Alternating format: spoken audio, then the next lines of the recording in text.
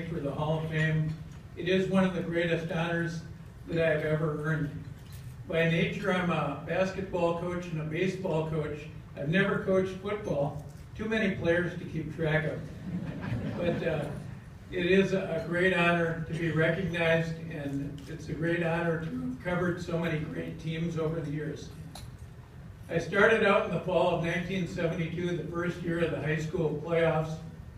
I remember being out there for the first championship games, watching Burnsville beat Sauk Center, and then Minneapolis Washburn beating Moorhead, for all the history buffs who don't remember that.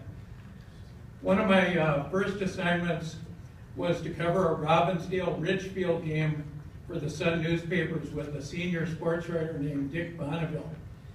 And Ken Wisniewski was my publisher at the time, said, "Go out and cover this game with Bonneville. You're going to learn how to do it from a real pro."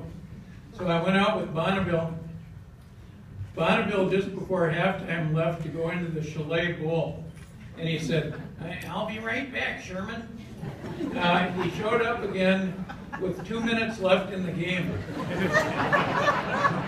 And after he'd repaired to the Chalet Bowl for, I guess, a couple cocktails, adult beverages, as I called them, because I was fairly old enough. But anyway, he came back and he went out right next to Coach Herb Nerdahl, and he said, "Herb, watch the flea flicker! Watch the flea flicker!" So I'm thinking, geez, do I have to do that? Do I have to tell these coaches I have to do their job? So anyway, I took notes during the time he was gone, and Dick wrote the story based on some of my notes. And Ken Wisniewski, the publisher, was reading the story, and he said, "Sherman, this is how you got to write the story." And he read it to me, and I said, "These are my notes." So that was fun.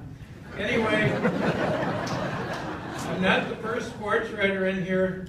Some of the great sports writers in here: Sid Hartman, Don Riley, Ted Peterson.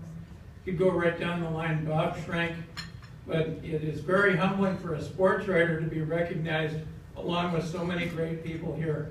After all, where can a sports writer like me say he's in the same organization, honored alongside Paul Giel, Bronco Nagurski, and Bud Wilkinson? Thank you very much.